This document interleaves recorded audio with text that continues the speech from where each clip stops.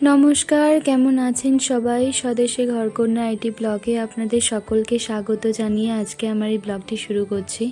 আজকে শনিবার, আজকে বিপত্তারিণী পুজো। আমি সকাল 7টার সময় আমি চলে এসেছি। সকালে স্নান করে খুব সকাল সকাল আমি আমার পুজোর জিনিসপত্র নিয়ে আমি বিপত্তারিণী মন্দিরে চলে এসেছি, যেটাকে সবাই চণ্ডীবাড়ি বলে জানে। রাজপুরে এটা আছে।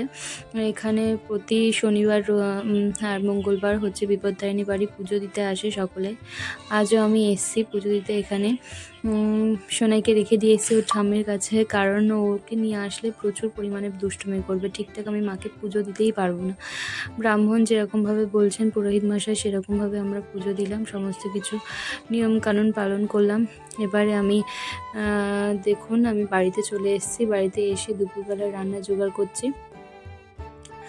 আজকে যেহেতু আমি পুজো দিয়েছি সেই জন্য ভাত খাবো না। আমার শাশুড়ি মা ভাত তরকারি ওদের নিরামিষ রান্না করে নিয়েছে আগে। আমি এসে আমার দুপুরের খাওয়ার জোগাড় আর করছি। আমি করছি লুচি আর হচ্ছে ঘুগনি। এই যে লুচি ময়দা মেখে নিয়েছি, লুচি বেলছি। লুচি বেলে আমি লুচিগুলো ভেজে নেব। তারপরে আমি প্রেসার কুকারে হচ্ছে আলু আর ঘুগনি সিদ্ধ বসিয়ে দিয়েছি।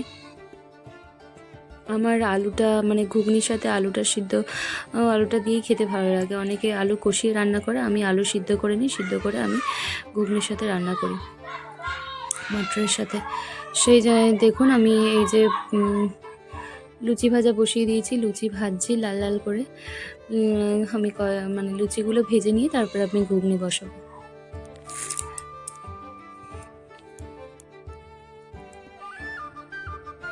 দেখুন বন্ধুরা, লুচিগুলো কিন্তু ফুলছে। আমার ফুলকো ফুলকো লুচি আর লাল লাল লুচি খেতে আমার খুব ভালো লাগে।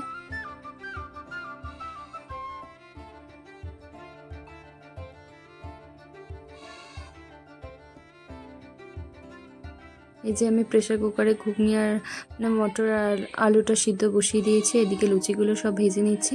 লুচি ভাজা হয়ে গেলে আমি ঘুগনিটা বসিয়ে দেবো।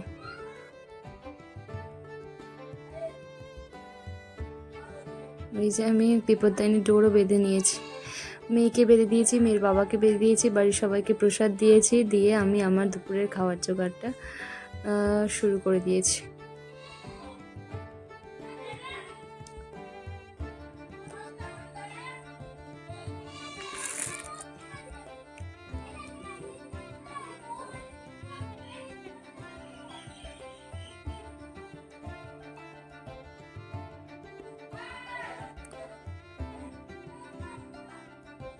তেল কমে এসেছিলো। তেল কমে গেলে লুচিটা ফুলতে চায় না, সেই জন্য আমি লুচিটা ভাজার জন্য একটুখানি কড়াই তেল দিয়ে দিলাম।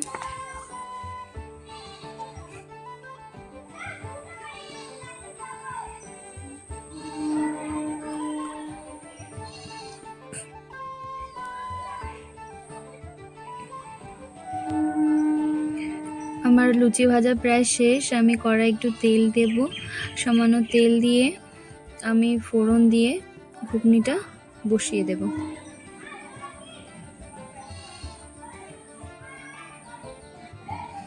আমি উপোস করলে সবসময় আমার নিরামিষ হলেই আমার লুচি, ঘুগনি, ছোলার ডাল খেতে আমার খুব ভালো লাগে। এই যে আমি 5 ফোড়ন দিয়ে দিলাম, একটু জিরে ফোড়ন 5 ফোড়ন দিলাম, দিয়ে আমি একটু নাড়িয়ে শুকনো লঙ্কা দিয়ে দিলাম। শুকনো লঙ্কা তেলের মধ্যে দিয়ে ভালো করে নেড়ে ছেড়ে নেব। দিলে স্মেলটা খুব সুন্দর আসে।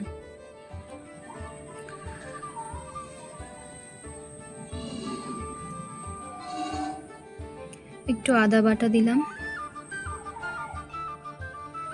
নিরামিষ তরকারিতে সবসময় একটু আদা বাটা, একটু শুকনো লঙ্কা, একটু 5 ফোড়ন দিলে এর গন্ধটা বা স্মেলটা খুব সুন্দর আসে। নিরামিষ যে তরকারি করি না কেন, কুমড়ো আলুর তরকারি করলেও কাঁচা ছোলা দিয়ে সেটাও খুব ভালো লাগে। এই যে সিদ্ধ আলুটা আমি ছাড়িয়ে নিয়েছিলাম, নিয়ে আমি কড়াইতে দিয়ে দিলাম।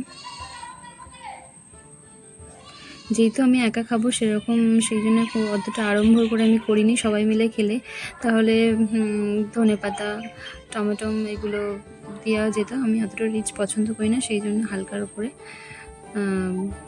ঘুগনিটা করছি। নুন দিলাম, একটু হলুদ দিলাম, একটু লঙ্কা গুঁড়ো দেব, দিয়ে ভালো করে এটা মিশিয়ে নেব। এবারে আমি ঘুগনিটা দিয়ে দেব, সিদ্ধ করে রাখা মটরগুলো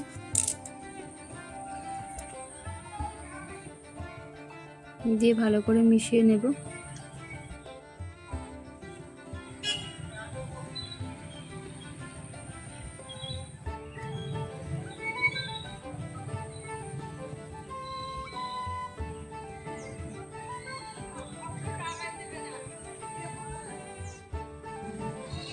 এই যে এবার একটু জল দিয়ে দিলাম, জল দিয়ে একটু ফুটে উঠলে ঘুগনি মশলা দিয়ে আমি ঘুগনিটা নামিয়ে নেব।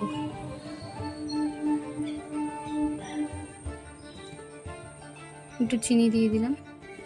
নিরামিষ তরকারিতে একটু মিষ্টি মিষ্টি হলে বা ঘুগনি বা কুমড়োর যে কোনো মিষ্টি মানে নিরামিষ তরকারিতে একটু হালকা সামান্য চিনি দিলে তরকারির টেস্টটা কিন্তু আমার কাছে অনেকটা বেড়ে যায়।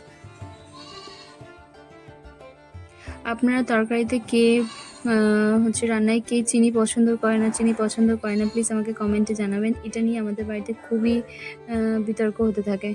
রান্নায় আমাকে চিনি দিতে একদম বারণ করতে থাকে, কারণ আমাদের বাড়িতে আমার শাশুড়ি সুগার পেশেন্ট, সেই জন্য আমাকে বারবার বারণ করে, কিন্তু আমাকে একটু সামান্য না দিলে আমার ঠিকঠাক ভালো লাগে না। একটু জিরের গুঁড়ো দিয়ে দিলাম।